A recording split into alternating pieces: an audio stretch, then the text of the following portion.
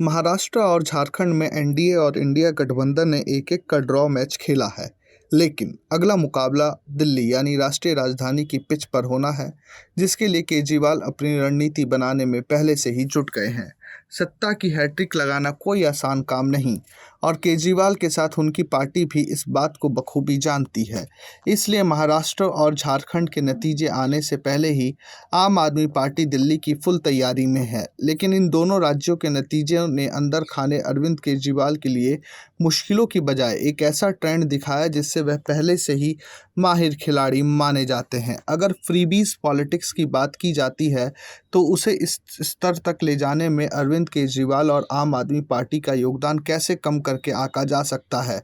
2013 के पहले ही चुनाव में जब पार्टी महज 1 साल पुरानी थी, तभी फ्री बिजली और पानी के दम पर उन्होंने न सिर्फ कांग्रेस को धूल चटाई बल्कि बीजेपी को भी दिल्ली की सत्ता से दूर रखा। 2015 और 2020 में फ्री वाईफाई और फ्री में महिलाओं को बस यात्रा जैसी घोषणाओं के दम पर न सिर्फ सत्ता में वापसी की बल्कि लगभग दोनों चुनाव में क्लीन स्वीप किया। इस बार केजरीवाल अपनी स्टाइल में रेवड़ी के पैकेट बनाकर लोगों के बीच जा रहे हैं और दम भर रहे हैं।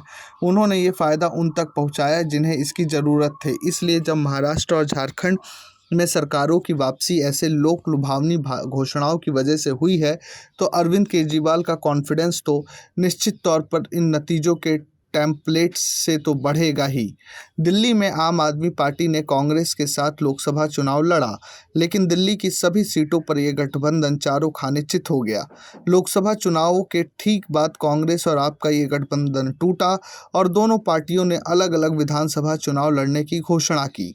इस बीच दोनों पार्टियों के बीच एक दूसरे के नेताओं पर डोरे डाले गए, कुछ को तो पार्टी में शामिल करवा के टिकट भी देने की घोषणा की गई है।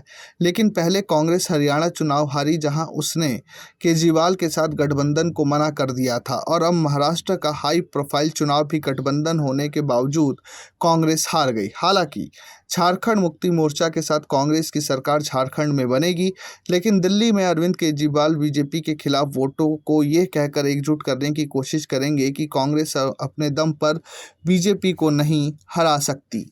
दिल्ली में अरविंद केजरीवाल आज तक एक बार भी किसी लोकसभा चुनाव में खाता नहीं खोल पाए हैं, लेकिन लोकसभा चुनाव के कुछ ही महीनों में होने वाले विधानसभा चुनाव में उनका प्रदर्शन लगातार ज़बरदस्त रहा है। ऐसे में वो फिर से एक बार ऐसा ही करिश्मा दोहराने की कोशिश करेंगे। खास तौर पर महाराष्ट्र के नतीजे उनके लिए ये संकेत देने वाले हैं कि लोकसभा चुनाव के उलट नतीजे लाए जा सकते हैं। महाराष्ट्र में जहां लोकसभा चुनाव में महाविकास आघाड़ी का प्रदर्शन ज़बरदस्त रहा था, वहीं विधानसभा चुनाव में महायुति ने उन नतीजों को बिल्कुल पलट दिया। इसलिए अरविंद केजरीवाल भी दिल्ली के लोकसभा वाले नतीजों को अपने दम पर पलटने की कोशिश फरवरी में होने वाले दिल्ली विधानसभा चुनाव में जरूर करेंगे। Bureau report, प्रजाहित।